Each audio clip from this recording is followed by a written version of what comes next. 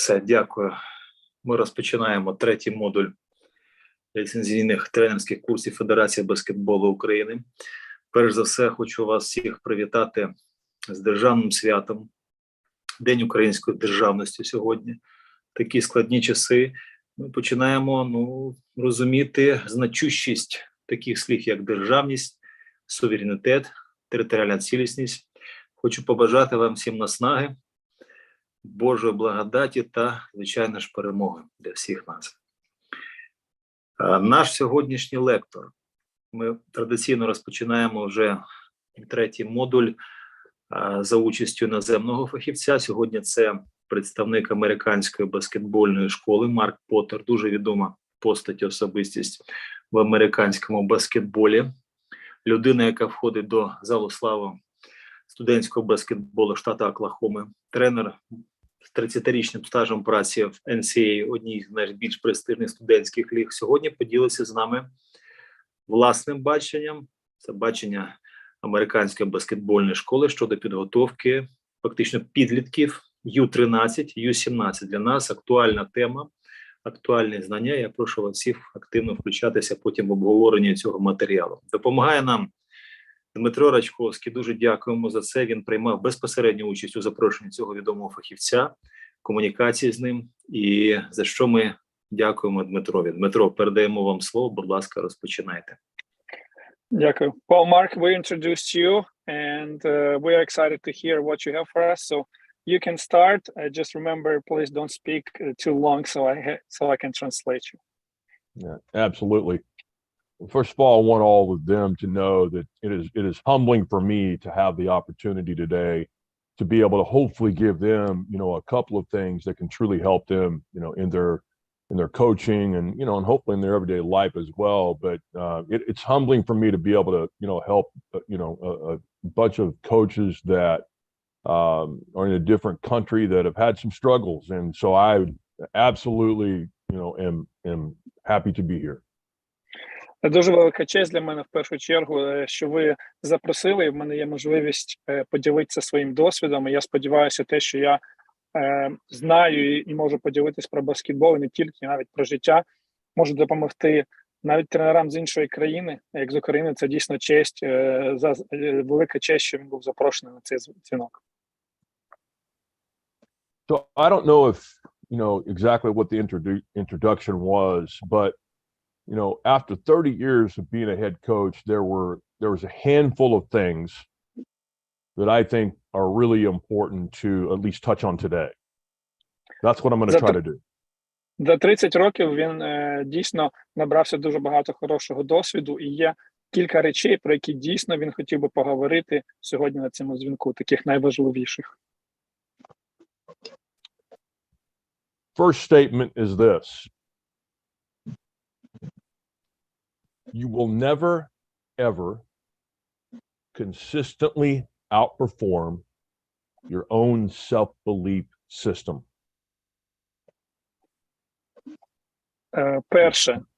Перше таке правило, яке він має для своєї команди. Can you please repeat it again? That's a complicated one. Зараз він повторить. Okay, so I can stop in the middle of the sentence this time for you. Let's do it. So because it's a statement I want them to absolutely, they should write this down. Це дуже важливе таке правило для його команд, і він хотів би, щоб якщо у вас є можливість записати і запам'ятати, бо це один із самих головних принципів його тренерства. You ready? All right. Yep. So you will never ever ви ніколи consistently outperform на постійній основі не зможете показувати кращого результату your own self-belief system. Кращого результату за той, в який ви самі вірите. Ви не зможете показати кращого результату, аніж той, в який ви самі вірите. So, on a scale of 1 to 10, тобто від 1 до 10, на шкалі від 1 до 10, if your talent level is an 8, which is real good, якщо ваш рівень гравців ваших на рівні 8, це дуже високий рівень, but you believe in yourself at a 6, Але ви вірите, що ви граєте десь на рівні 6, you will consistently coach at a 6, and your players, if that's the case, will consistently play at a 6. ви будете тренувати на рівні 6, і ваші гравці будуть грати на рівні 6. So what we tell our players, how we tell our players, is extremely important. Тому те, що ми говоримо нашим гравцям, і те, як ми говоримо з ними, дуже-дуже важливо.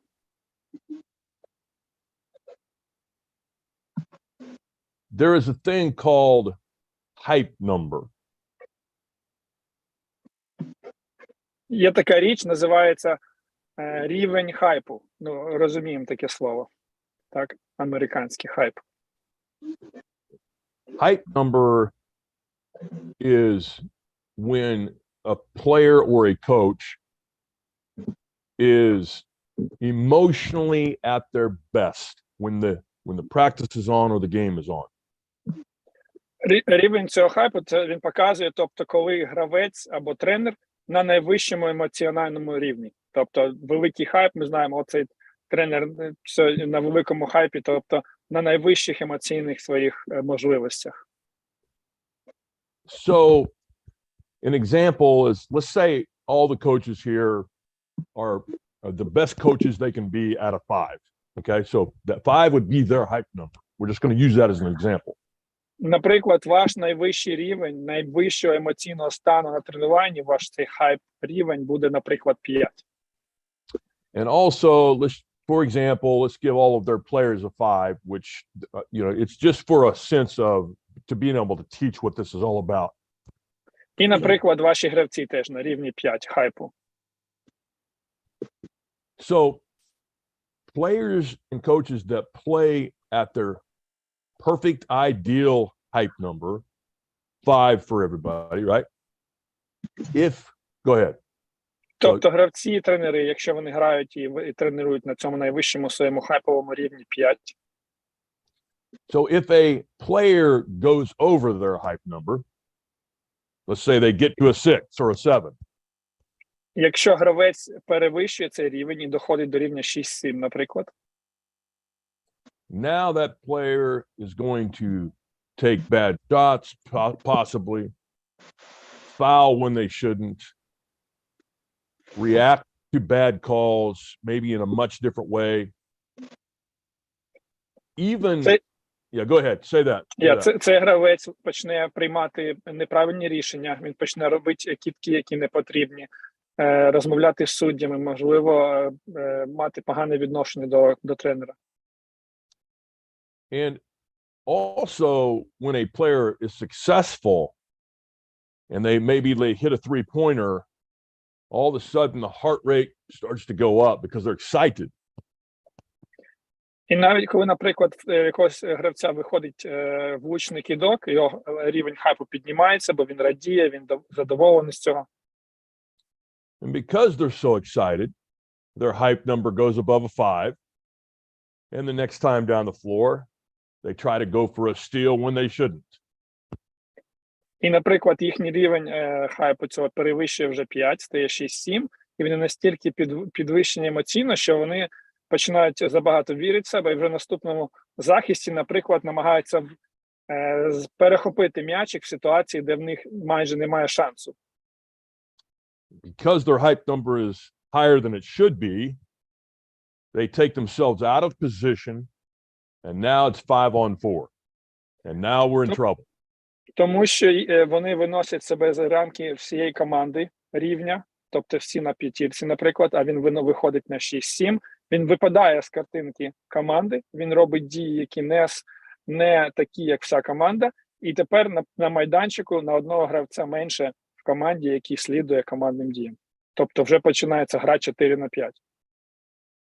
So our jobs as coaches is to do our best to teach our players how important it is to stay at their ideal emotional hype number is what we're calling it, obviously.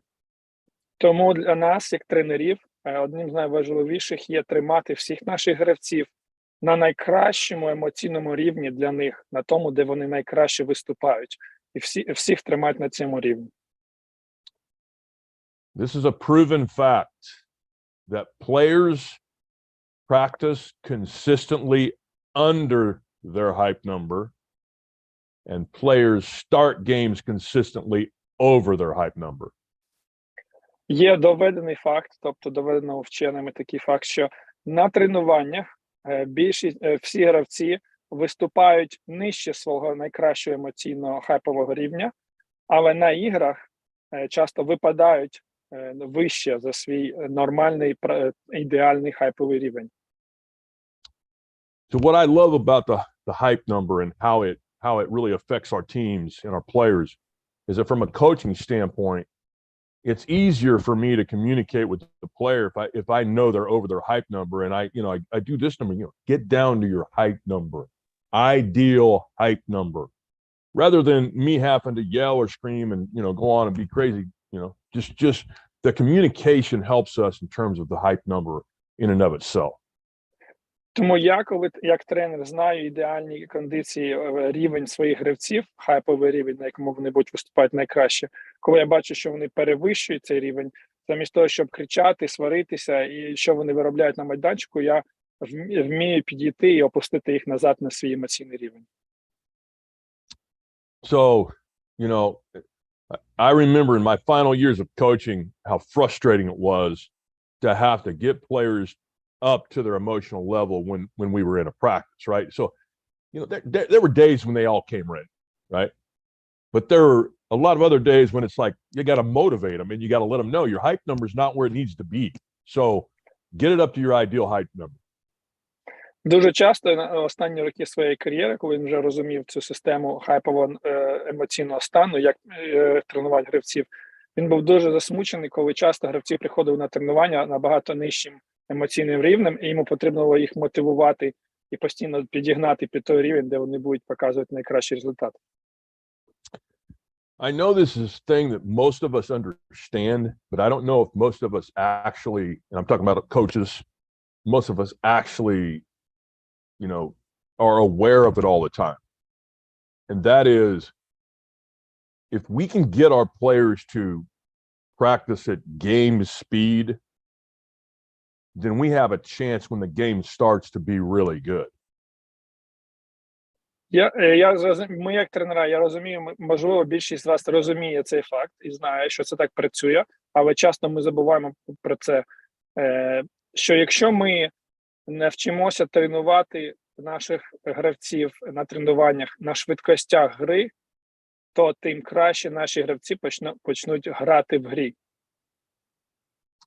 Also, what we emphasize in practice is exactly what our players will do well come game time. And there's a reason I'm saying that. So what we emphasize well in a practice is exactly what our players are going to do come game time. Те, на що ви найбільше будете звертати увагу на тренуваннях, по правилам, так і буде в іграх. І гравці саме на тих речах будуть найбільше фокусуватись. І я це говорю, тому що зараз я цю тему буду розвивати. So if I'm emphasizing rebounding and, checking off and, emphasizing that rebounding is the most important thing, let's say, I'm just using that as an example, then my team's probably going to be pretty good the next game at rebound. Тобто ви розумієте, якщо все тренування, я буду дуже велику увагу накладати на підбирання, моя команда в грі буде дуже добре працювати на підборах. But if we don't take a lot of shots, game speed in practice, so in other words, we emphasize a lot of other things, but we didn't emphasize shooting the basketball at game speed. Don't be surprised if we don't shoot it well come game time. Але якщо на тренуваннях ви не звертаєте увагу на виконання кидків і атаків на швидкостях гри, тому не дивуйтеся, що потім в грі ваші гравці не можуть цього зробити. Вони будуть далі вдало підбирати, але якщо ви не відпрацюєте на швидкостях гри атаку і кидки, гравці не зможуть це показати на грі. So always remember, you know, I sometimes as a young coach, I'd take it for granted that a player actually knew something that was somewhat basic, even at the college level, right? And I would overlook whatever that small thing may be. And then come game time, we don't do it well because I didn't emphasize it. Дуже часто, як молодий тренер, я ігнорував якісь маленькі деталі, де я вважав, що гравці це вже знають, і потім пізніше я платив тим, що в грі вони цього не показували. So one of those details that I talk about a lot is, you know, what do we look like as a team when we get on the floor? So, for example, in a timeout, are we walking to the timeout or are we jogging over to the coach? Ці деталі проявляються в різних речах. Наприклад, я завжди задаю питання, як моя команда виглядає, коли ми беремо тайм-аут? Коли я беру тайм-аут, чи моя команда іде пішки до лавки запасних в тайм-аут, чи вони всі біжать на тайм-аут до мене, щоб почути, що яке наставлення має тренер? Yeah, you know, in my latter years of coaching, we practiced that a lot because when I would be on the sideline and I expect my guys to, on a timeout, jog over, then I'd call a timeout just in the middle of whatever we were doing. And then they would, you know, jog over to the bench so we could talk a little bit. So you have to emphasize what you think is important. I think those types of things are really important in terms of how we look and what the other opponent thinks. Тому це одна із таких деталей, що я вважаю важлива, як виглядає наша команда навіть для суперника, щоб моя команда швидко поверталася на тайм-аут. Не пішки, а швидко. Але що я для цього роблю? Треба щось робити для цього. Тому на тренуваннях я завжди звертав увагу. Кожен раз, коли був свисток, і я хотів провести розмову з командою чи щось сказати, вони завжди на тренуваннях бігли до мене. Тому це стало звичкою, і в грі, коли це відбувалося, гравці швидко підбігали до лавки, коли я казав тайм-аут. Це будувало таку репутацію нашої команди, і навіть суперники на це звертали увагу. And one other small detail thing, I mean, there's a lot of detailed things, but another thing that always surprised me, you know, I would recruit players, right? And I'd go watch a high school team. And at the beginning of the game, that high school team, they would jog out, and they'd be excited, and they'd be, you know, going through their lines and getting ready for the game, right? And then at halftime, they walk out of the locker room. They take their time.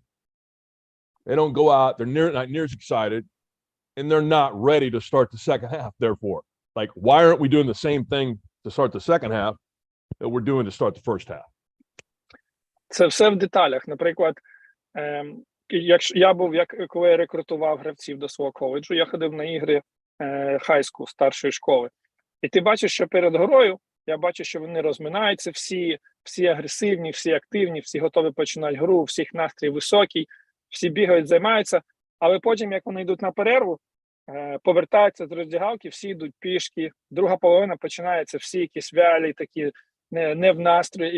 І він каже, чому так і відбувається? Як це так? Гравці на гру прийшли готові, але вже після першої половини вони всі не настроєні на другу половину. The details matter. Little things matter. And I think that's a really important thing for all of us to keep in mind as we go forward. Такі маленькі деталі важливі. І потрібно про них пам'ятати, якщо ми хочемо рухатись в нашій тренерській кар'єрі. And for all of the coaches, I want to say one more thing about hype number. So if a coach goes over his hype number, he may get a technical foul. Останню річ, яку я хотів би ще сказати на тему цього хайпового номеру, наприклад, якщо вже тренер виходить за цей емоційний стан, то його наслідки можуть бути як технічний фол і розмови з суддями. He may not be able to portray what he wants to in the timeout to his players because he's over his hype number. Він вже не зможе донести до своїх гравців ту інформацію, яку він хоче на тайм-аутах, тому що емоційно він занадто підвищений. They may say something to a player that they regret. Скаже щось таке гравцю, що потім буде жаліти отим. because what we tell our players really does matter. Like the things that come out of our mouth and go into our players' brains, it really does matter. Тому я ще раз нагадаю, те, що ми говоримо нашим гравцям, це важливо. Те, що виходить з нашого язика, сходить, важливо. Важливо пам'ятати, що ми говоримо. Not sure what just happened here, but can you still hear me okay? Yeah. Because I cannot see anybody here, so I'm just going to keep on rolling. That's frustrating. We see you. It's all good. We see you. Okay, I can't see anybody and I have no idea what just happened. So that's okay. We can see you. It's all good. Okay. So last thing on hype number. If the coach is below his hype number, rest assured your players will be below their hype numbers. Якщо ж ви знаходитесь на низькому емоційному рівні, свого хайпового цього рівня, то можете бути впевнені, що всі гравці будуть на тому самому низькому рівні. So in every practice, in every meeting, in every game, we as coaches have to be ready to go so that our players follow that example. Тому, коли у вас є ігри, тренування, ви, як тренери, перші повинні бути на тому рівні, на якому ви хочете, щоб ваші гравці були. Okay. Really important, this next statement I'm going to make. It's in America, I'm just going to tell you, it is somewhat of a lost art as to how young players are being taught how to pass fake, how to shot fake. Tell them those things, then I'll go forward. Ще одна важлива річ, про яку він зараз хоче поговорити. Він вважає, що це таке втрачене мистецтво, наскільки рано починають вчити гравців робити різні елементи баскетболу, такі як фейковий пас, якісь фундаментальні речі. So here's the statement that they need to write down, okay? Тому зараз він хоче сказати одну важливу фразу, яку він хоче, щоб ви собі записали. The greatest players are the greatest fakers. F-A-K-E-R-S. Угу. Найвеличніші гравці, щоб так добре перекласти, вміють робити фейки на найвищому рівні. Фейк, тобто обманливі рухи різні. And then you can flip-flop that statement and you can say the greatest fakers are the greatest players. So I use this statement all the time when I'm teaching. І він можна навіть розвернути і казати, що ті, хто найкраще виконують різні фейкові вправи, вони будуть найкращими гравцями. І він постійно використовує це в своєму тренерстві. So, every drill that you are practicing, the details that I was talking about earlier is, are your players paying attention to the actual fake itself? In other words, if they were guarding themselves and they looked at themselves in a mirror, would that fake actually fake them out? Коли ви виконуєте будь-які вправи, чи ви звертаєте їхню увагу на ці маленькі деталі? Чи в цій вправі вони дійсно роблять той фейк настільки добре, щоб якби вони подивились на себе в зеркало, вони б на нього повелися? I was listening to an NBA player on a podcast a couple of days ago. Пару днів назад я слухав гравця NBA, його подкаст, його інтерв'ю. And he made the statement that he is always working on better fakes, how to create more space with his fakes. І він сказав, що він постійно працює над цими фейками, рухами, які допоможуть йому створити більше простору перед захисником. So, for all the coaches out there, you may say, well, my team's not very athletic. Ви можете сказати, ну, в моїй команді ми не дуже сильні фізично, не атлетичні. But if they are incredible fakers, in other words, if they pass fake, shot fake, jab, change of pace, dribble, I'll stop there. Але якщо ви, навіть не атлетичні, навчите їх добре робити фейкові паси, фейкові обманні кидки, фейкові джаби і різні рухи. Yeah, so if they do those things better than their opponent, even though they're less athletic, they have a chance to beat that team every time. Навіть з меншим атлетизмом ви зможете перемогти іншу команду, якщо ви краще в цьому, в кожній грі. So, I just can't, I actually did this every year that I ever coached. So you can tell them this is an example that I used every year with my players as a coach that I'm getting ready to talk about it. Кожен рік я зі своєю командою це робив як за правило. Тобто кожного року я це робив. So Dima, I have a question for you. Do all of their players have phones at the high school level? Yeah. Okay, so no different than America. No. Yeah. So with every one of their phones, at the beginning of practices, I would take their phone and I would videotape their shot fake. Okay? У всіх гравців я брав їхній телефон і на першому тренуванні на початку року записував їхні фейкові рухи, як вони їх роблять, на їхні телефони, щоб це було у них в телефоні. And then I would ask them when they get home that evening, take a look at that and just see, is that a shot fake that you would actually take, or is that a shot fake that doesn't really, make you even react as a defender? І я просив, що коли ви прийдете додому після тренування, подивіться це відео і скажіть, чи повелися би ви на такий рух самі, якби хтось вам зробив цей фейковий рух такий. So, we can talk about X and O's and, plays and all that stuff. But if we don't do those things well and we're not fundamentally sound, then it's going to be a long year probably. Це один із фундаментальних речей, тому ми можемо багато говорити про якісь тактики, якісь інші вправи, але якщо ми не вміємо робити такі речі на фундаментальному рівні, то це буде важкий рік для нашої команди. The next thing that I think is extremely important is footwork, whether it's on offense or defense. Наступна річ, яка дуже важлива для гравців молодих, це їхня робота ніг, як в захисті, так і в нападі. So when we're working on their shots, we always start with the feet.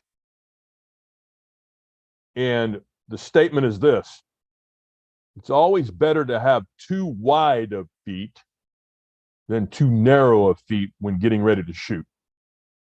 Коли ми вчимо наших гравців кидати правильно, ми завжди починаємо з наших ніг. Я завжди кажу, вдалий початок кидка – це завжди широка стійка ніг, не вузька, набагато краще, ніж вузька стійка.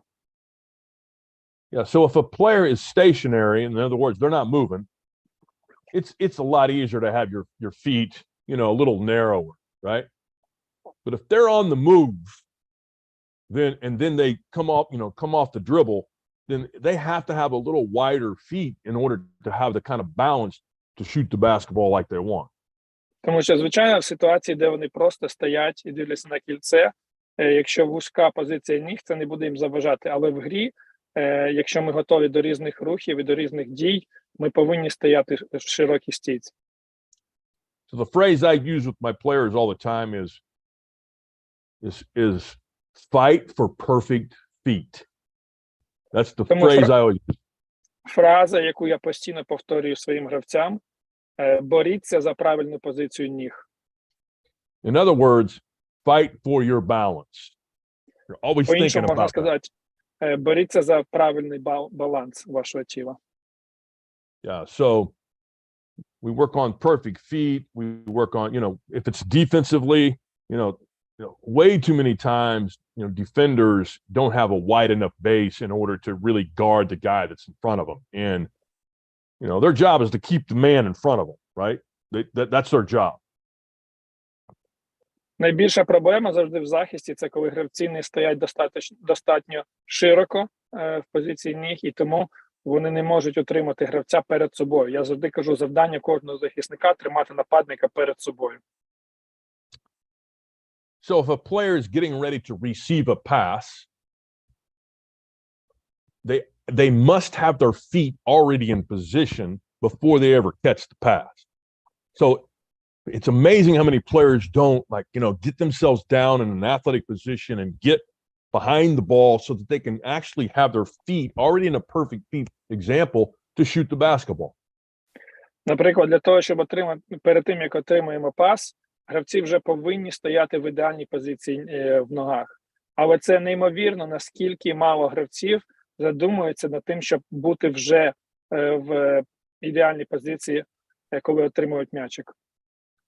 So players in general, they play to what I call erect. They play more standing up, get down and get in the stance. So if you're shooting a basketball, obviously you don't want to be too wide. But if you're making a mistake, be too wide, right? But players defensively and offensively always seem to have their feet a little bit too close together. Get them out there so they have much better balance, and now we can be a better athlete and better player. Тому він завжди нагадує, що перестаньте ставити вузько свої ноги, якщо ви хочете бути кращими атлетами на майданчику і краще захищатися, завжди пам'ятайте про широку стійку ніг. So I have a question, Dima, for you that I do, as I was preparing for this, that I wasn't sure about. So are all the coaches able to order a video? How many of the coaches can speak English well enough so that if they get a video from America, that they could actually like they can watch the plays, but do they understand it? Like, how does that work for them? Not a lot. Not a lot.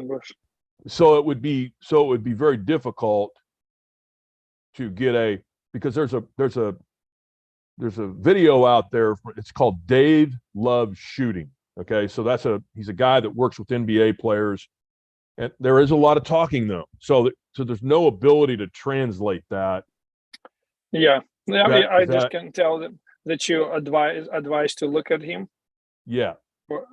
Він каже, що він запитав, наскільки володієте ви всі як тренери англійською мовою, тому що є дуже чудовий матеріал такого тренера НБА по кидкам, якого звати Дейв Лав, і він займається, він дуже багато розказує, як це кидати, але він каже, дуже багато англійської мови, там ви можете дивитися відео, але треба розуміти англійську, і він би дуже порадив, якщо ви зацікавлені, як правильно вчити своїх гравців кидати, переглянути цього тренера.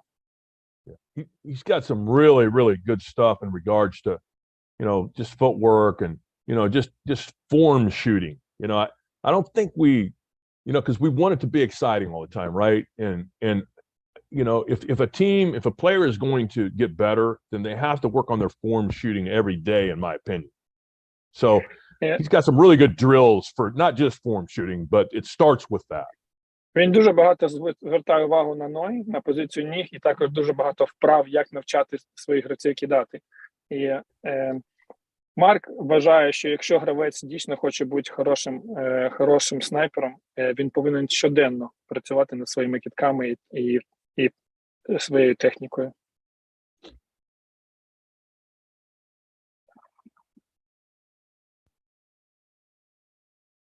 Окей? Okay. I'm kind of going back and forth a little bit today, but that's, it's because there's some really important things that I want to get across in the time that we have today. But I want to talk about, their best players on their team for a second, because, what I always knew is that my team was only going to go as far as my best player's attitude. Зараз я трохи буду скакати по темам різним, тому що дуже багато цікавого матеріалу, але зараз я би хотів поговорити про ваших кращих гравцях в ваших командах. Я завжди кажу так, ваша команда зможе дійти так далеко, буде успішною настільки, наскільки відношення вашого кращого гравця. So the goal is to have your best player be your best leader. Тобто ваша ціль – це зробити вашого кращого гравця також найкращим лідером, Best attitude, best work ethic, мати найкраще відношення, найкращу робочу етику, best defender, зробити Most- з нього найкращого захисника, gives best effort, maybe який he's the завжди best буде rebounder. видавати, який буде Yeah. завжди на 100% видавати всі свої сили в кожній грі. I think so many times we think of best players as scoring 25 points a game when a lot of times the best player may be the point guard, and so maybe he's not the best rebounder, but his effort's always there. So, go ahead. Ми часто думаємо, що кращий гравець – це той, хто забиває по 25 очок в грі, але насправді це може бути розігруючий, чи це може бути гравець, який віддав 100% на майданчику і заробив цю перемогу для команди своїм відношенням і своїми силами. Many times our best players are the ones we have to motivate the most because it comes easier for them. Дуже часто найкращі гравці потребують найбільшої мотивації від нас, і їх треба мотивувати, тому що їх найлегше мотивувати. So I believe that, you know, you have to spend a little more time if they're not where they need to be with the best player, with all of them. I don't want them to think that, you know, just because he's the best player, I'm going to spend more time with him. But most of the time, if he's leading in a positive way, his teammates will follow. If he's leading in a negative way, his teammates will follow. Часто в команді, якщо у вас є такий гравець, можливо, цьому гравцю треба приділяти трохи більше уваги. Це, звичайно, не значить, що не приділяти увагу іншим гравцям, але якщо ви хочете, щоб цей гравець, якщо він виступає добре, то за ним піде вся команда. Якщо він виступає погано, ніхто не піде за ним. Тому часто для таких гравців нам треба виділяти трохи більше уваги, щоб вони стали такими лідерами. So, not just your best player, but all players, and I think this is really high on the list, is that they react to adversity with perfect body language. Ще одна така цікава деталь про гравців, не тільки найкращих гравців в команді, про всіх. Гравці завжди будуть реагувати на якісь зміни, які відбуваються негативні, позитивні на майданчику. Якщо ви щось на них, так якусь ситуацію викидаєте, будуть реагувати зі своїм тілом. Ви побачите, як вони сприймають це, їхню реакцію тіла. Тобто, як вони покажуть це.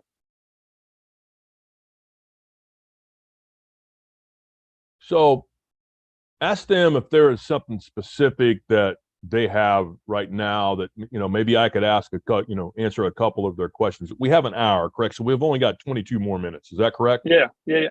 Він каже, ну так як ще є 22, наскільки часу в нього є, може якісь конкретні теми ви би хотіли зараз дискусію перевести, чи є конкретні питання, якісь теми розібрати більш детально. Бо він каже, у нього багато різних ідей і цікавих тем, але він хоче поділитися тим, що вам цікаво.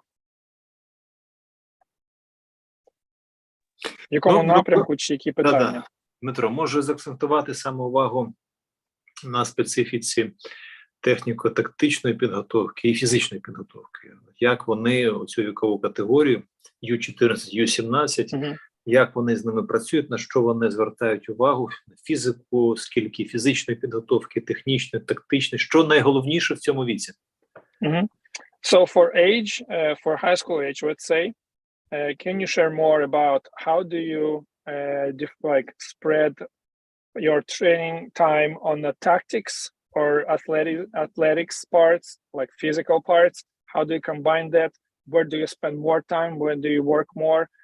How do you prepare players in this age from like 14 to 18 years old to be best in the tactics, understand game, but also be physically strong? Where is your priorities and how do you coach in this way?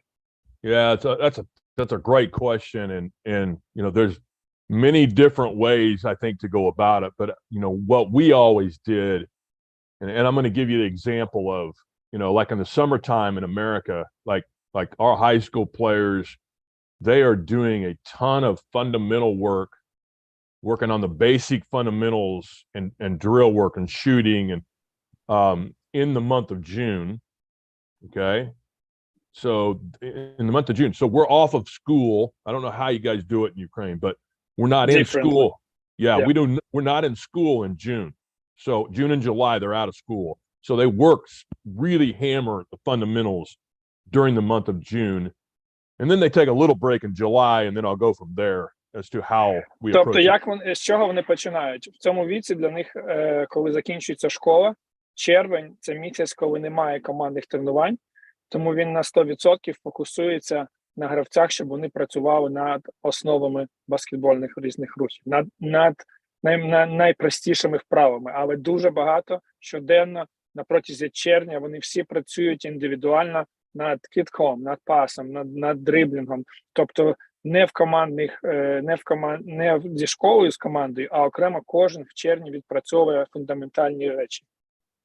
В липні у них нормально, це час канікул, коли в них немає тренувань, і гравці самі по собі хтось щось робить. В серпні вони повертаються вже до школи. So when they get to school in August, and you know, I don't know how it works in Ukraine, but like, so for like example, in Kansas where I live, you know, there's football that's getting ready to go on. On the women's side, volleyball.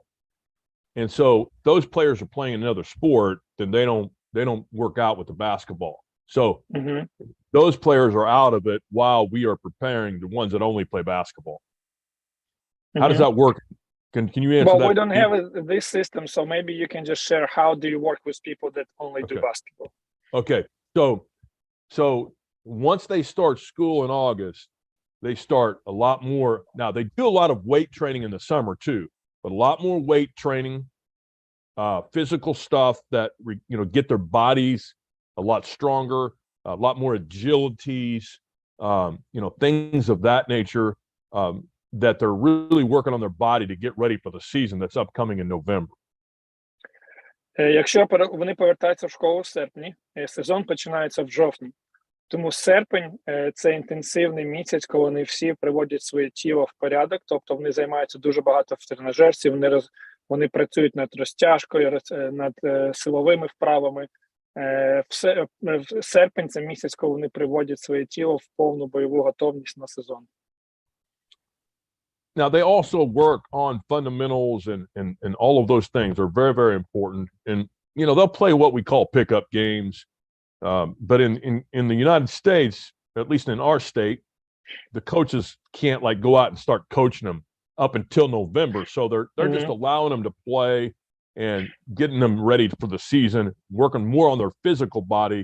And then the players kind of have to work on their own, on their basketball side. So September the same way? That's continuing the same work in September?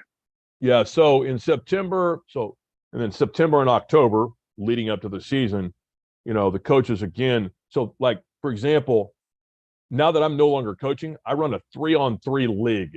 And I know they probably don't have that in Ukraine, but so you should, if you can, run a 3-on-3 within your own team, a league. 3-on-3 is the best way to teach the game of basketball.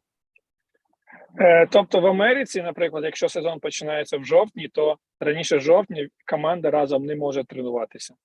Тому, як він казав, в серпні вони займаються над фізичними вправами, і вже в вересні він готує команду, він дозволяє їм грати в таких, в Америці можна pick-up games, коли вони просто приходять в зал і грають один з одним. Він додає ці ігри і додає вправи. Далі вони далі працюють над фундаментальними основами.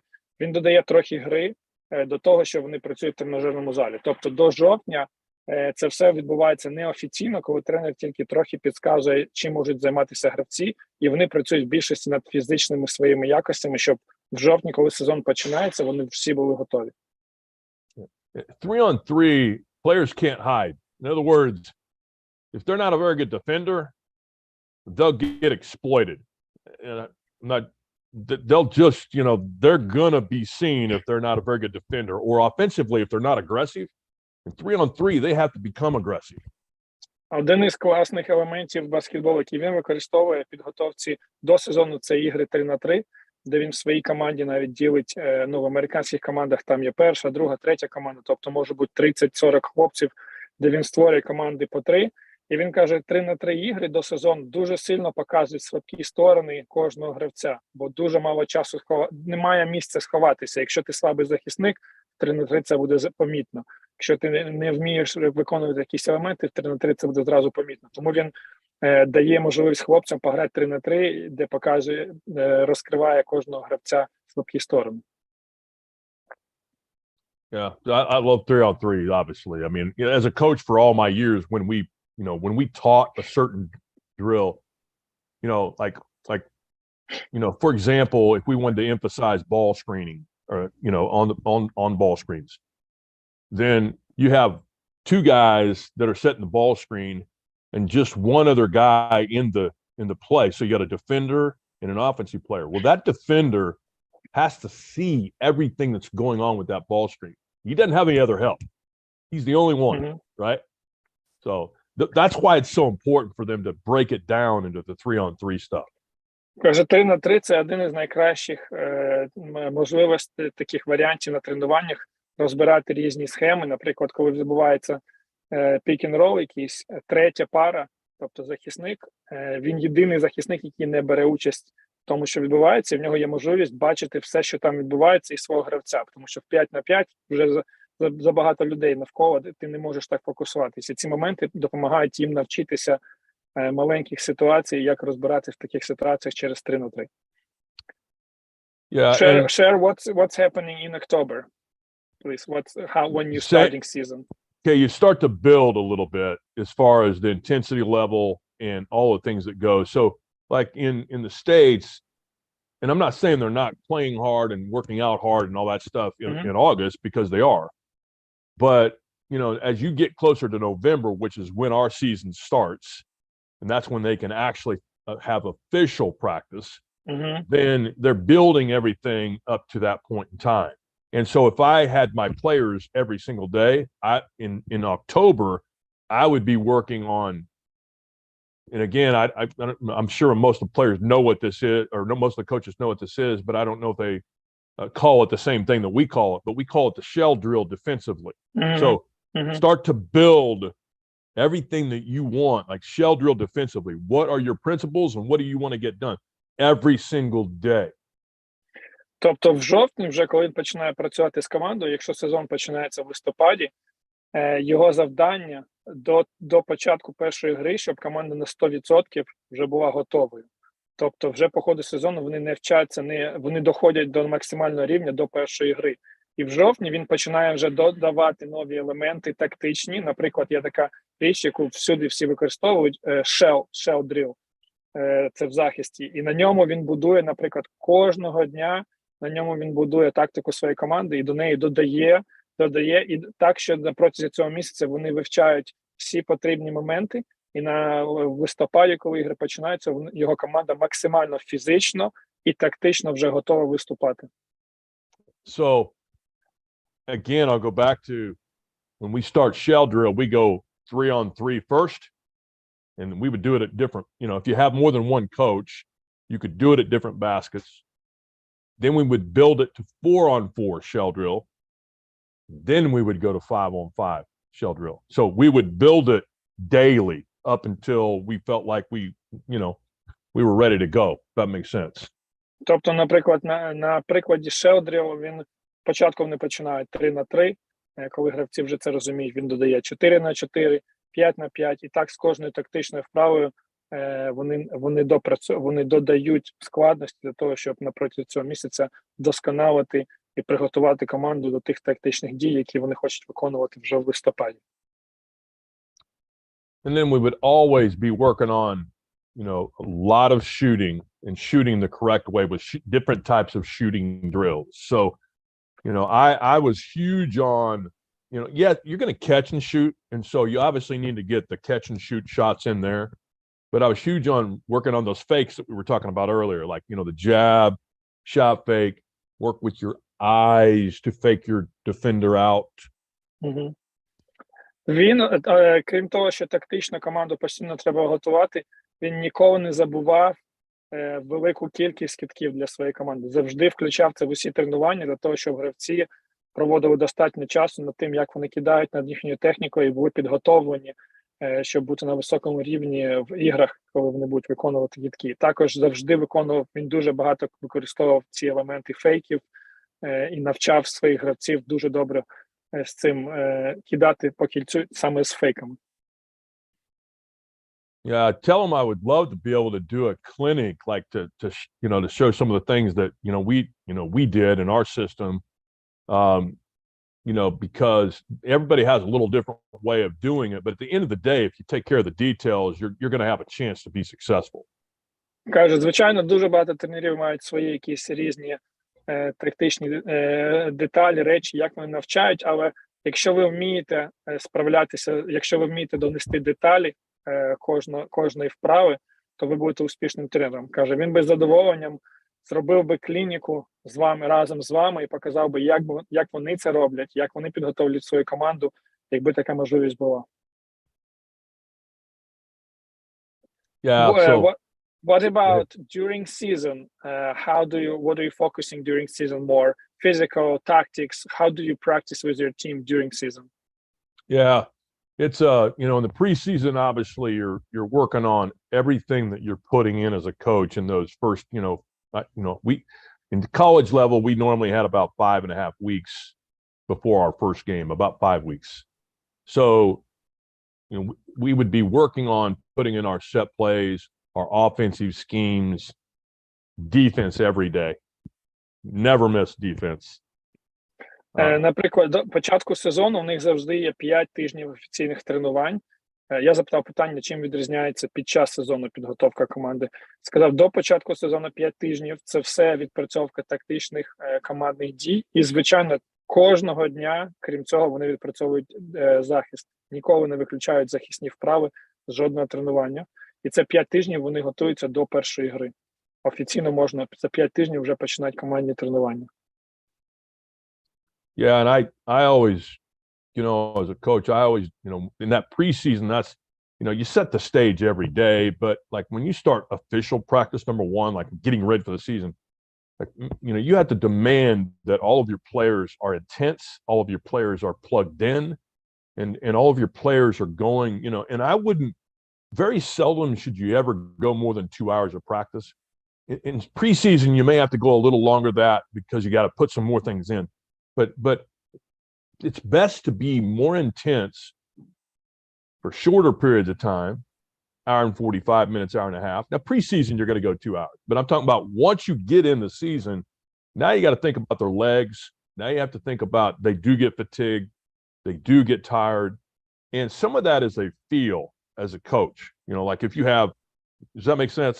Go for that one. Yeah. Велика різниця до передсезонної підготовки і в сезоні в тому, що якщо до сезону тренування у них можуть тривати 2-3 години, де вони це підготовлюють своє тіло, ще тренуються, то в сезоні це стає набагато інтенсивнішим. Швидкості стають набагато вищі, тренування стають коротші, тому що треба пам'ятати, що ваші гравці теж втомлюються, їхні ноги не витримують багато нагрузки, якщо вони ще грають. Тому в них тренування вже під час сезону стоїть 1:30, 1:45, і на дуже великій інтенсивності. Тому що якщо до сезону вони ще готуються, то в сезоні ти від них вимагаєш вже найвищого рівня. Кожне тренування вимагаєш найвищої інтенсивності, час зменшується, інтенсивність підвищується, гравці розуміють відповідальність таких тренувань, і воно вже проходить взагалі на іншому рівні.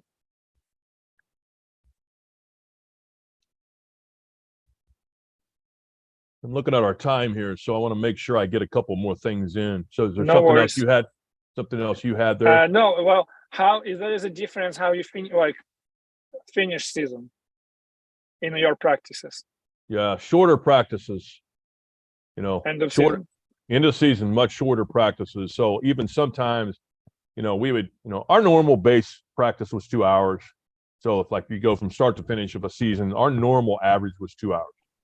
As you get in the second half of the season, now it's you have to go shorter because their legs are just, they're going to get tired, and so you have to pay attention to that type of thing as you get closer to the end of the year and still stay in shape. Теж пам'ятати треба, якщо ми хочемо, щоб наші гравці залишалися в хорошому фізичному стані, то в другій половині сезону тренування ще більш скорочується. Тобто, якщо вони починали з 2-годинних тренувань, то в другій половині сезону це вже зменшується і зменшується, тому що додається втома, гравці вже не витримують таких нагрузок, але якщо ми хочемо тримати їх на топі, то тренування стають коротші. Тобто в другій половині сезону вони зменшують час їхніх тренувань для того, щоб тримати їхніх гравців в хорошому тонусі. Yeah, and one other thing that I think is really important that I need to say here, I just want to make sure I get a couple things out before. Do we have to cut it off at 10:30? Is it? No, I think we will have questions after that. Okay, great. So another what I want to do is I want to finish right now, at least with what I call golden nuggets. Okay? So tell them I'm getting ready to give them some golden nuggets. Він зараз хотів би вже годину завершити тим, що він поділиться такими золотими деталями свого досвіду 30-річного, чого він навчився для себе, такі маленькі деталі. І потім ми можемо перейти до питань, якщо у вас є якісь питання конкретні. Number one. A relaxed player has an opportunity to play their best.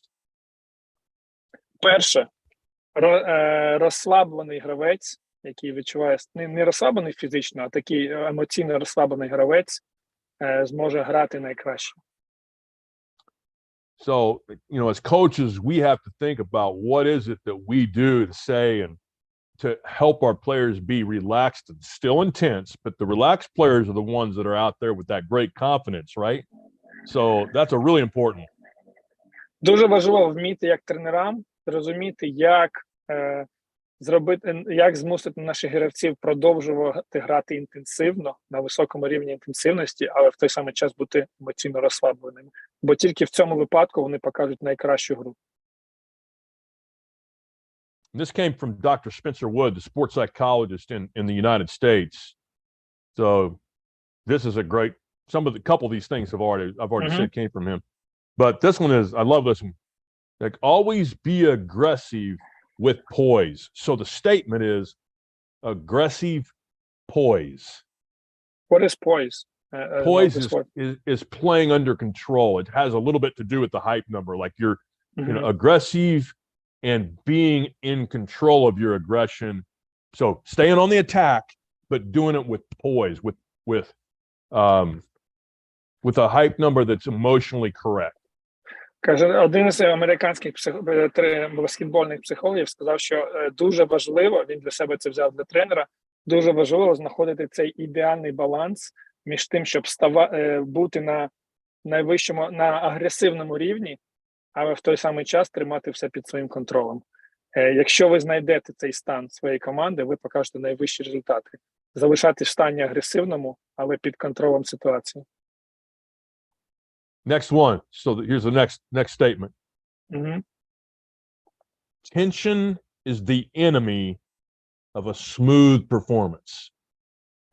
Tension? Tension, like you're like worked up.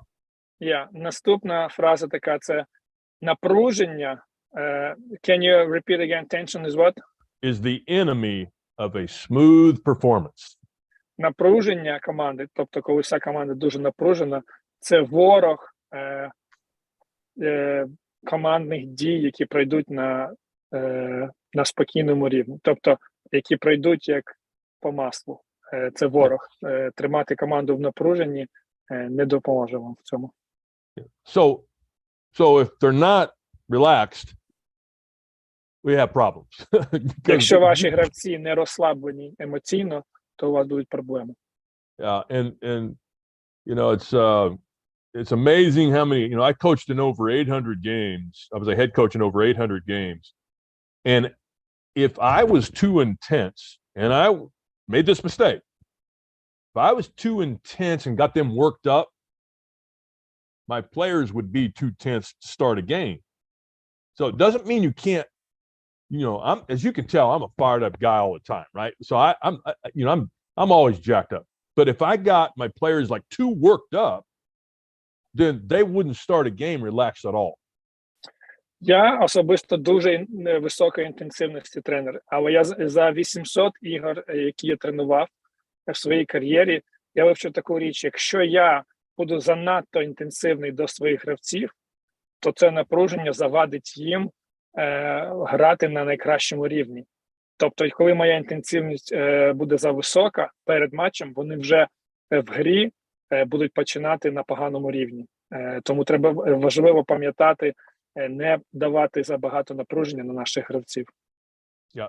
And I want to make this perfectly clear. So if you give me one or the other, a player that's 2 tenths to start a game, or one that's not ready, so he's way under that mark, like he's way under his hype number, I'll take the tenth guy every time over the other guy. So, але якщо ви задасте питання, якого би гравця я взяв, того, який за емоційно підходить до гри, аніж того, ніж не до емоційно не доходить до рівня, то я в будь-якому випадку візьму того, хто емоційно перевищує свій рівень. Yeah, and your players should know that because, you know, I want to work with a guy that I have to bring down a little bit versus a guy that I have to motivate to bring up. Я хочу працювати з тими гравцями, яких я знаю, що я можу трохи опустити в емоційному рівні, аніж з тими, з якими мені треба думати, як їх змотивувати, щоб підняти їхній рівень. So, next statement. Next golden nugget. Mm-hmm. Poise under pressure. Again, explain for me poise in different words, please. Poise is when you are in control of your emotions. So you're in total control and you're at your best.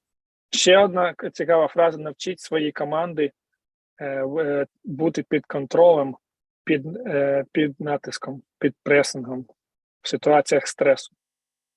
So every coach needs to know what we call triggers of their players. In other words, what sets their player off that maybe would make them not have poise. Those coaches all need to know they should do this in a classroom or wherever they do it, but ask players to write down what things bother you that can get you out of playing your best. Coaches should know that from their players. Тренери повинні знати, що впливає на їхніх гравців, що вибиває їх з емоційного стану. Тобто ви маєте поговорити зі своїми гравцями, навіть часом просто задати питання, напишіть мені всі, що збиває вас з ігрового настрою, наприклад. І знати в грі, якщо якийсь гравець вибитий зі свого емоційного стану, як повернути його назад. Next statement. Mm-hmm. An athlete or coach that can master their own mind will never be mastered by others. Спортсмен або тренер, який може оволодіти добре своїм розумом, ніколи не допустить, щоб хтось інший володів ним.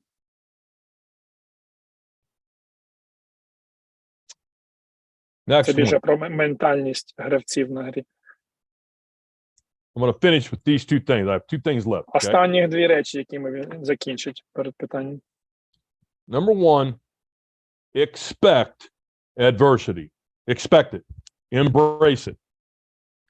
Перше, завжди очікуйте, коли щось іде не по-вашому, не так, як повинно бути, і приймайте такі ситуації.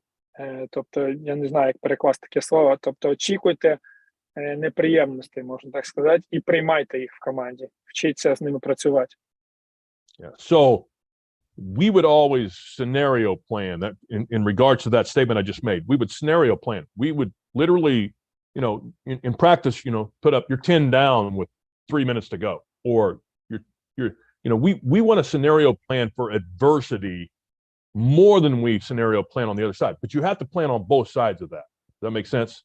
Тобто він створює для своєї команди неприємні ситуації на тренуваннях. Ну, неприємні, я маю на увазі, програють 10 очок за 3 хвилини, виставив табло, вперед, граємо. Він створював такі штучні ситуації, де команда була під пресингом, щоб навчити їх тримати такі ситуації під контролем.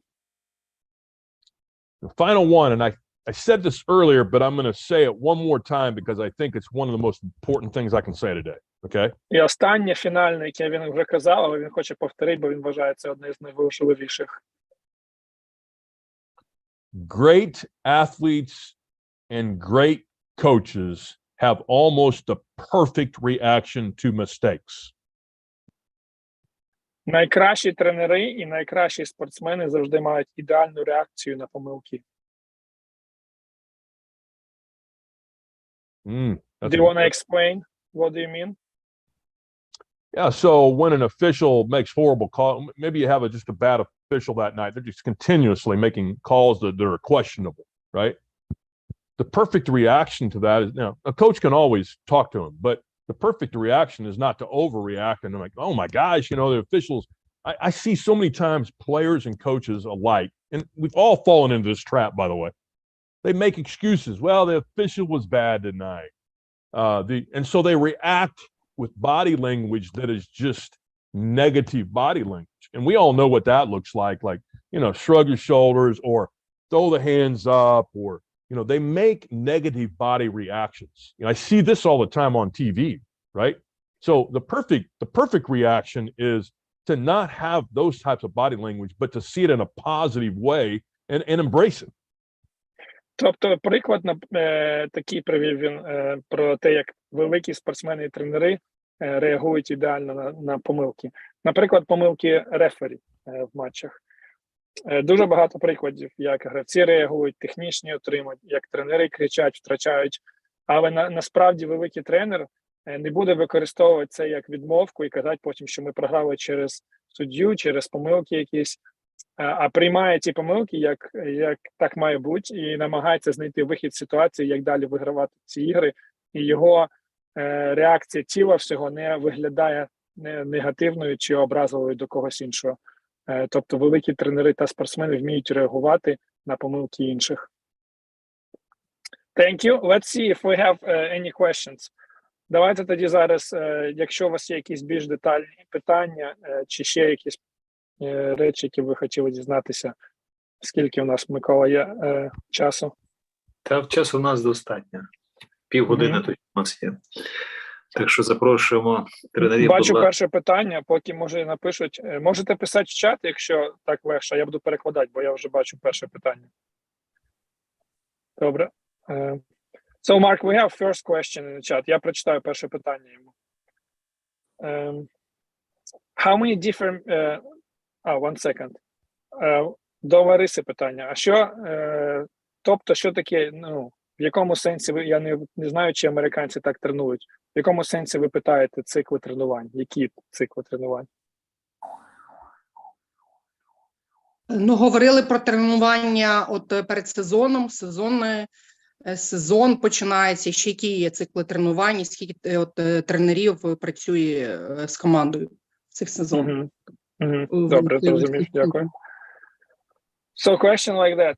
So, how would you describe in a year of your team season, how many periods of preparation you have? For example, you have period of preseason workouts, preseason 3-on-3, season, postseason.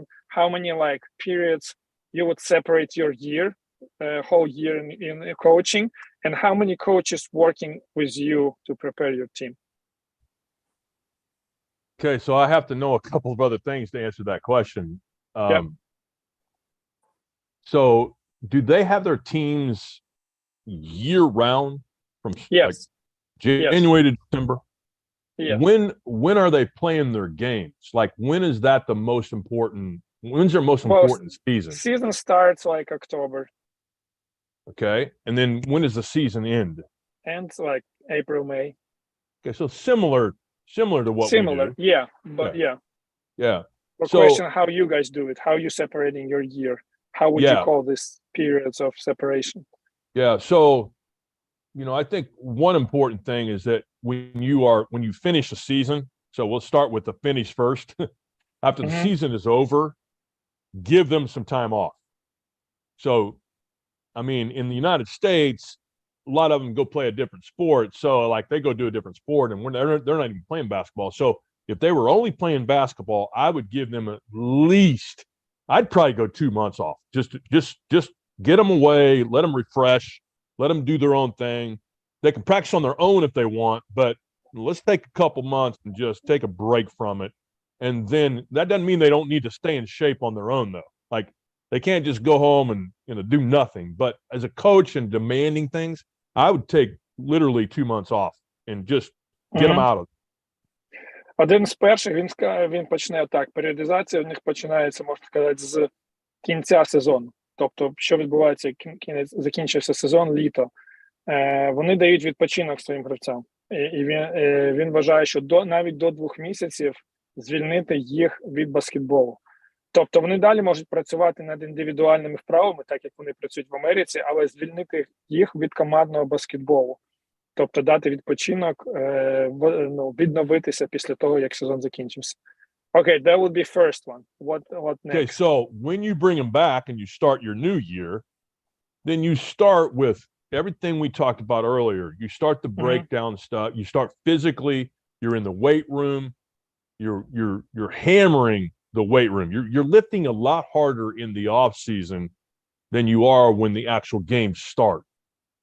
So you're physically getting them ready to go, along with, you know, a lot of the breakdown stuff that we talked about earlier. Після відпочинку, як він вже казав, це такий цикл у них підготовки фізичної, де вони виконують найважчу фізичну роботу за цей період. Тобто це серпень, вересень, де вони найважчі ваги піднімають, найбільше працюють в тренажерних залах. Це цикл цієї фізичної підготовки, який відбувається після того, як вони відпочили літом. Yeah, and I may, and if I had the choice, like, we may not do when the season's over, we may not do basketball for those 2 months, but like I'd still be doing some weight training to kind of make sure they don't lose what they had gained. So that's something I think is important for them to hear. Навіть треба пам'ятати, що тих 2 місяці відпочинку, це не значить 2 місяці нічого не робити. Це все одно є якась лайтова, легка робота фізична, яка підготує їх, щоб вони не прийшли з нуля працювати в тренажерному залі. Yeah. And so, then what other periods of season do you have? So as they're starting the, you know, weightlifting and those types of things, so let's say you get done in the end of April, is that so May and June. So in July, I'd be, you know, hard hitting on the weights, and then also starting, you know, short practice sessions to emphasize, let's say 1 week total deep, like I would break it down. Mark, their question is how you do it, your year. So that's exactly how So when I coached, you know, we couldn't. So you have to understand, like in high school, when I was coaching, you couldn't practice with your guys in the summertime. You know, I will explain it to them. That is different. I understand the question is. But I'm just going to say, like, if I had them year round, that's how I would do it. Тобто він якби ділиться більше, якби він робив. Ви повинні розуміти, що це питання не підходить під американську систему баскетболу, бо в них немає річного циклу тренувань. Їхні команди, з ними не рік.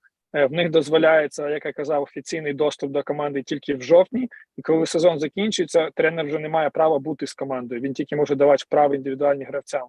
Тому у них немає такої циклічності, про яку ми говоримо в Європі, де кожних там 2-3 місяці вони над чимось працюють. Він каже, як він казав, є тренажерний зал, підготовка, так і так, але це не розбито на цілий рік циклічності. Просто як починається сезон, це сезон закінчився відпочинок, знову тренажерний зал літом, знову сезон. Воно трохи по-іншому працює в Америці. Але я можу запитати на рахунок тренерів, скільки працюють.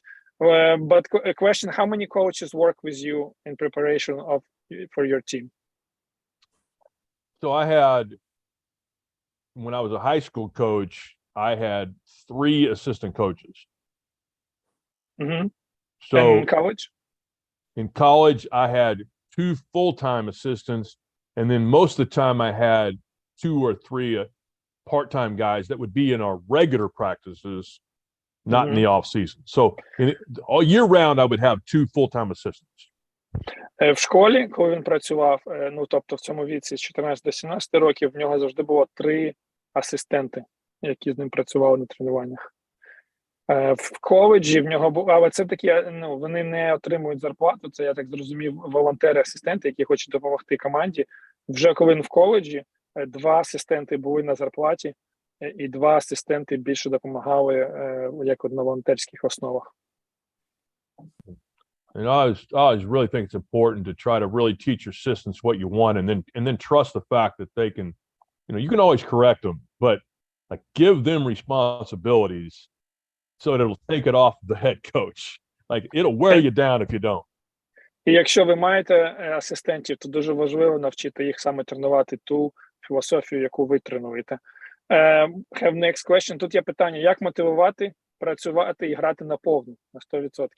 How do you motivate and teach your players to give 100%? Yeah. So I have a thing here I wrote down that I call them non-negotiables.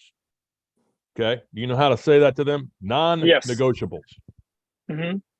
Okay. Він завжди, одне питання мотивації, він завжди просить своїх гравців записати список, який називається не обсуждається навіть. Речі, які 100% всі повинні робити. And so every coach is going to expect their players to play 100% every day. Now, we all know that they're not always going to do that, right? So the question is, how do you get them to do that when they don't? They know what the expectation is. But, you know, you have to demand it out of them, and you still have to be civilized human being when you do it, but you got to demand it. Угу. Ми розуміємо, що всі тренера хочуть, щоб їхні всі гравці викладалися на 100%. І гравці знають, що це від них очікує тренер. Як же ж ми можемо це вимагати від них?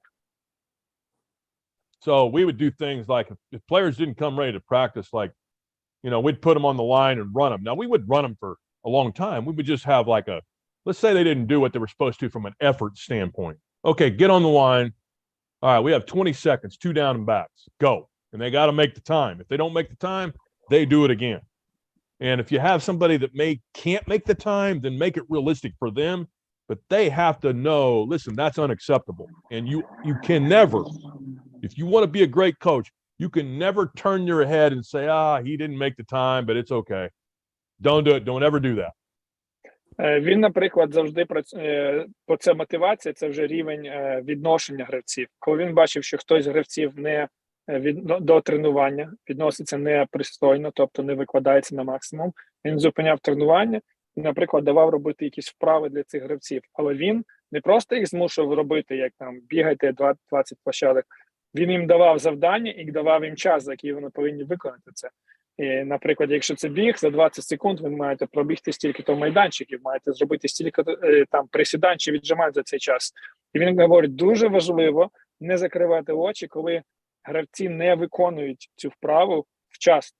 Тому що це значить, вони навіть не виклалися в цій вправі, бо просто тренер сказав іти бігати, то вони побігали і повернулися.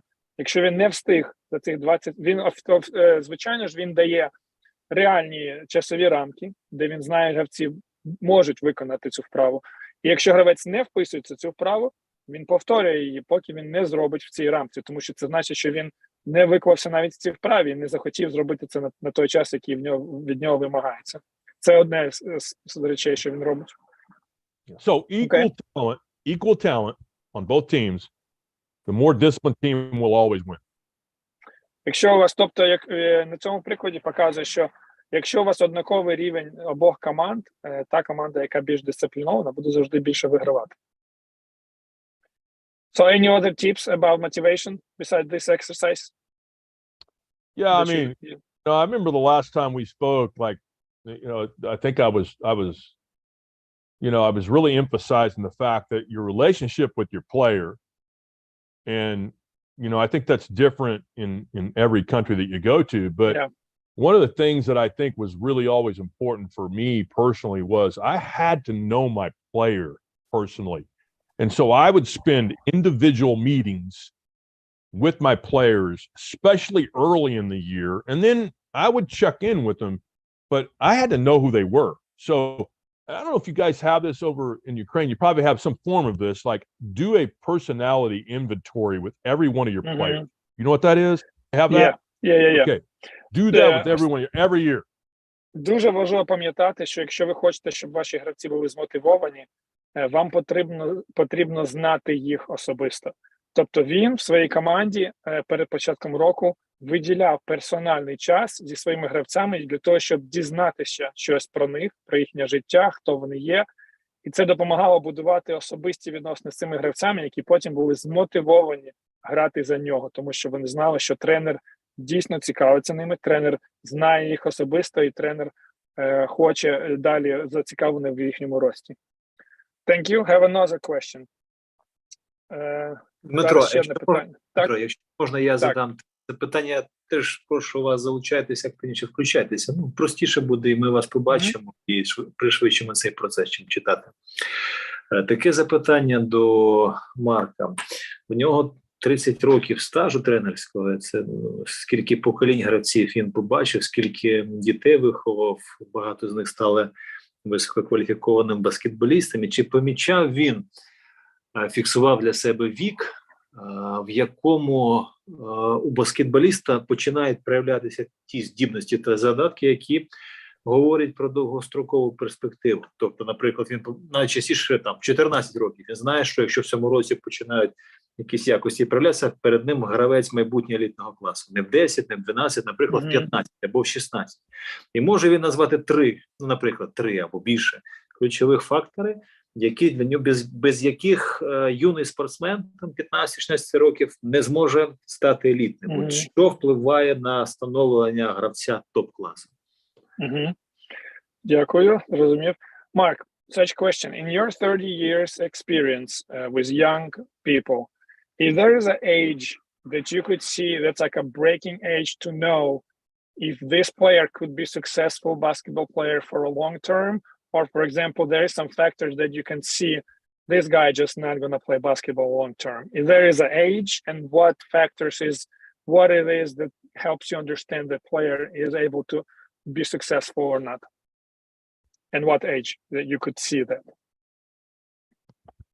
I mean, I think there are young players that all the way down to the age of, I'd probably go to like 6 or 7, that like when you watch him, it's like, oh my, that kid's going to be a player because he already has those instincts, right? Even though he hasn't been taught those, he's already got like the instincts where he's like giving the ball up on time and doing things that, you know, we want every player to do. So I think there's some that are just obvious, like, okay, that kid has a chance to be good. Then you have to take into consideration athleticism. That kid may do all those things I just talked about, but he may not be a very good athlete. So I don't know that you can make a judgment, you know, when they're 6 versus, now you may know their mom and dad, and you know what kind of genes they came from, right? So you may know, okay, that kid's going to be a really good athlete, but sometimes you don't know that. And sometimes you don't know that until they hit puberty. So, you know, maybe you can say that, but I can give an example of my own self. That would be somebody that if you looked at me when I was young, you'd say, I mean, probably going to be okay, probably going to be a player, but not sure. After I hit puberty, I went from literally being a player that averaged 6 points in 7th grade, okay, to a player that started on the high school varsity team when I was a sophomore, and I was an all-state player because I grew. I became 6'3", and I still to this day, and I don't say this to brag, but I'm the all-time school scoring leader still at the school that I went to high school to, and nobody would have known that when I was in 7th grade. Nobody would have predicted that when I was in 7th grade. So I hope I'm answering the question. It's just a hard question to answer. Yeah. Okay. Yeah, I will try to translate. Каже, звичайно, дуже важке питання. Наприклад, є така ситуація, як інстинкти, які у дітей з'являються дуже рано, і, наприклад, навіть вже в 6-7 років можна побачити, що у когось є цей інстинкт розуміння гри спортивної. Але знову в той самий час ми повинні розуміти, що цих інстинктів може не вистачити, коли люди починає з'являтися атлетизм. Тому він вважає, що дуже важлива річ дійсно для гравця, крім того, що в нього є інстинктне розуміння, це саме фізичні його якості, як коли він розвивається. От я не знаю це слово, коли хлопці вже переростають, можна сказати, не знаю, ну не в чоловіків, але є такий вік між у хлопців з 12 там, до 14 років, коли в цей вік, коли вони вже фізично починають рости. І в цей вік можна побачити, що гравець з хорошими інстинктами, якого по сім'ї видно, що батьки невеликі, він залишиться на тому рівні фізичному і вже не зможе досягнути рівня фізичного, щоб змагатися на високому рівні. А є гравці, які виростають і наздоганяють тактично і по баскетбольним навикам. Тому він вважає дуже великим фактором саме є фізичні якості. Він на своєму прикладі привів, що він був в 12 років маленьким, невеличким, худеньким хлопчиком, який за 2-3 роки виріс і потім потрапив в стартову п'ятірку своєї школи на початку в 15 років, і зараз надалі є найкращим бомбардиром школи, його рекорд. Це все завдяки тому, як він швидко вирос фізично і мав можливість змагатися фізично. Тому він вважає фактор атлетизму від того, як виростають ці хлопці, дуже велику роль грає в баскетболі. Звичайно, розуміння баскетболу до цього приходить, але без атлетизму ти далеко не дійдеш, можна так сказати, його думка. А фактори? Він не згадував, які там? А він тільки сказав, фактор атлетизму вважається, Один, він вважається основний. Так, а можу запитати за баскетбольні, якщо цікаво. Mark, what about basketball skills or some factors in a basketball way that you could see someone is going to be good and someone is not? What those qualities? Yeah. All those fakes that we were talking about that, that you have to teach a lot of times that players don't come natural with. Mm-hmm. Like young players, they already seem to have that. Like, I'm not saying they're perfect at it, but like you can see it, like they're like, head and shoulders making passes that other kids don't make, or they're, handling the ball and getting by people like other kids don't do. And so, like, I don't know. I just think those qualities that does a player understand instinctively what he needs to do in order to be successful? Are they athletic enough? Even at a young age, like we talked about, like, okay, he's athletic. He's more athletic than everybody else. And he's a better passer, a better shooter, all those things. I just think, like, the other part that maybe we haven't talked about near enough, okay? And I know we don't have that much more time, but, like, who are they, right? Like, who are they? Can you see me? Like, who are they? What's in their heart?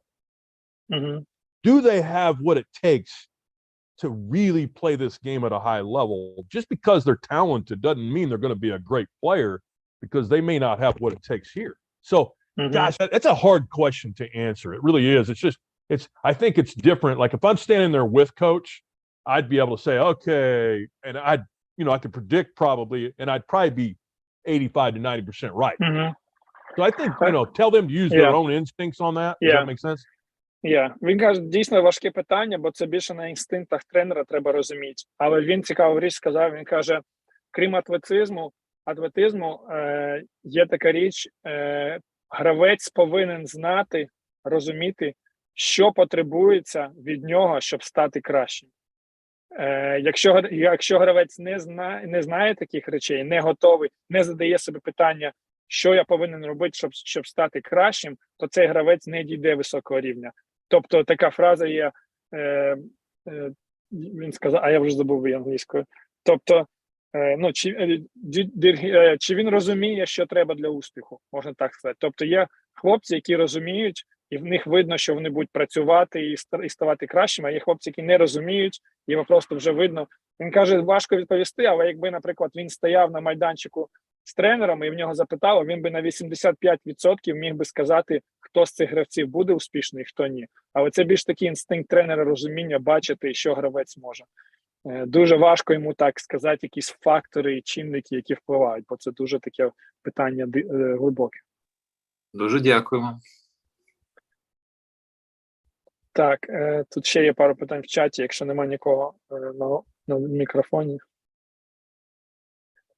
Марк, давайте я перекладу питання на англійську. Mark, there is question in chat in English. Do you see chat in Zoom?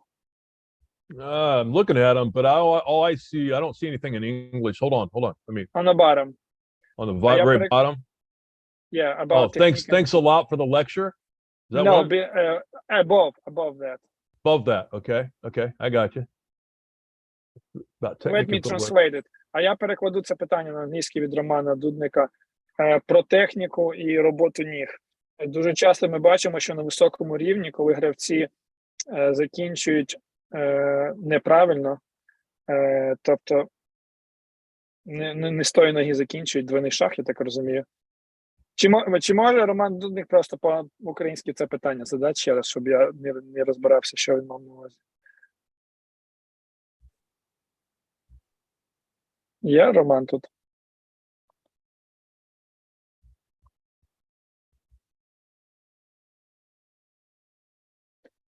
Нема Okay. Романа, так? I did see one that was in English, but I can't get to it. Doggone it. I'm not sure this guy is still on the call, so we can pass next one. Okay. Мабуть, немає Роман. А якщо є, то нехай запитає. Я зараз перекладу питання Юлії Демінчук. There is another question. What is a model of behavior, say like a coach's behavior during game when your team is losing? How do you motivate your players during such games? And how do you behave during losing games? Okay, so let me make sure I have this right. So they want to know how I behave while my team is losing during the game? Yes. And how do you motivate them to fight if you're losing? And how you behave when you're losing? Yeah. So first of all, I always go back to practice of they have to know how I'm going to react when they're not doing that drill correctly, or they're not motivating, they're not being motivated like they need to. So I'm very, as you can tell, very intense, and I demanded that they play hard. If they didn't, there would be a consequence. And it wouldn't be, we weren't crazy, but if you don't do it right, get on the line. We're going to run, right? There's a consequence, right? Well, you can't do that in a game. In a game, if they're not playing well, then what we have to do is say, okay, how many timeouts you have, right? So make sure you use a timeout. I still think it's important for the coach to, even though you may be frustrated, because you're going to be, to still be under control. Now, that doesn't mean you don't get up, and let those guys know, listen, this effort is unacceptable. Like, what we're doing right now is unacceptable. Stop worrying about the officials. Stop worrying about anybody else. Stay in this moment, and let's take it one play at a time and get back in this game like we need to. But most importantly, do it with your mentality and attitude. Like, if you fix that, then you'll fix everything else on the court. So it was a constant of always trying to, let them know how they need to think in order to get back into the game versus, oh, here we go again, right? Does that make sense? Let me translate everything. Yeah. Тобто на модель тренера, коли проігрує команда, як мотивувати. Каже, звичайно, на тренуваннях, якщо вони не виконують те, що він хоче, можуть бути наслідки, він може дати їм фізичні вправи, може щось сказати, але в грі він не може змусити їх бігати. Тому які варіанти, як він повинен себе, як модель тренера такого? В першу чергу потрібно показати своїм гравцям, що ви володієте ситуацією, навіть коли ви програєте. Тобто ваш емоційний стан не втрачений, ви розумієте, що відбувається, ви використовуєте тайм-аути, і найголовніше, ви повинні давати гравцям знати, що ви від них хочете в конкретних моментах. Навіть якщо ви програєте, навчіть їх не звертати увагу на чинники, через які вони програють, а розбирайте кожний момент окремо. Навіть якщо ви програєте, розберіть наступну атаку, щоб від них вони зіграли саме так, як ви хочете. Розберіть захист, щоб вони зіграли так, як ви хочете. Розбирайте ситуації окремо і показуйте їм, що ви й далі в контролі, під контролем тримаєте цю гру, і покажіть їм, як вони можуть повернутися в це мислення, де вони не панікують, де вони змотивовані, і вони продовжують грати на настанови тренера. Якщо One other thing on that. Okay? Yeah. But on bench is a great motivator. So if that player isn't doing what they're supposed to do, put their butt on the bench. І, звичайно, найкраща мотивація – це якщо гравець не виконує, що ви від нього хочете, то немає кращої мотивації, ніж посадити його посидіти. Це змотивує їх дуже швидко. Це така шутка, як мотивувати гравців, які не роблять те, що треба. Well, let's do last questions. Останнє питання, я тоді запитаю, тут маленьке було. Скільки ігор у команда грає в сезоні і які перерви між іграми? How many games your team playing per season and how many days breaks between games? Yeah, so in high school in Kansas, they play 25 games total if you go to the state tournament. So they play 20 regular season games, and then if they get all the way to the state championship, they would end up playing 26, I guess. So normally they play Tuesday and Friday. That's the regular games. Нормальний сезон виглядає так, що вівторок і в п'ятницю у них ігри. Сезон в сезоні 20 ігор. І якщо команда потрапляє до чемпіонату штату, це такий турнір в кінці року, то там вони ще грають дивлячись, як далеко вони заходять, максимально до 6 ігор можуть ще зіграти. Тобто 26 ігор, цілий сезон команди. Якщо рахувати, починається сезон з жовтня і закінчується, якщо не помиляюсь, десь в березні. And then every team in Kansas, they play a mid-season tournament. So halfway through the season, they play a mid-season tournament, and in that tournament, they play Thursday, Friday, Saturday. І також всі команди в Канзасі, де він тренував, грають посеред сезону ще окремий турнір, в якому 4 гри в одному тижні вони проводять в цьому турнірі. Thank you. Думаю, Микола Миколаївич, закінчуємо. Так? Будемо завершити. Давайте всі разом подякуємо Марку за цікаву лекцію від всієї нашої української баскетбольної спільноти, що не забувають про нас, що підтримують. Для нас це дуже важливо. І, Діма, попросіть, щоб Марк нам дав слово, що він приїде до нас в Україну, щоб показати це все, як це робиться. Mark, thank you very much for your time, that you care about Ukraine in these times and Ukrainian coaches. And maybe you can, maybe you can even promise that when it's all done, you can come and actually show in the clinic how to do all of these things. I absolutely, and I pray for you guys every day. I want you to know that. So please tell them that. Yeah. Я дуже зацікавлений в цій ідеї. Я просто хочу, щоб ви знали, як за країну Україну я молюся кожного дня за вас. Just know that I'm humbled, and I promise you, I'll come over to Ukraine in a heartbeat when all that crazy stuff's over. Обіцяю, якщо коли все це закінчиться, я з задоволенням приїду в Україну, щоб провести якісь тренінги і кемпи для вас. Ну все, ми записали. They will remember it. Yeah, we go to work. We'll go to work, I tell you that. Будемо працювати разом. Будемо всі разом працювати. Дуже дякуємо. Дякуємо всім. Thank you very much, Mark.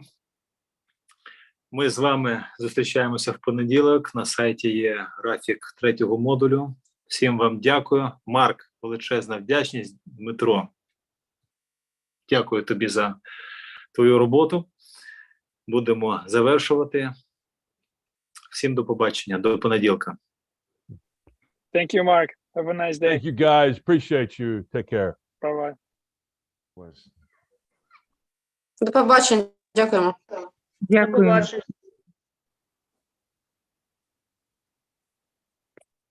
До побачення. Дякуємо за лекцію. Всього найкращого. Всім мирного неба давайте.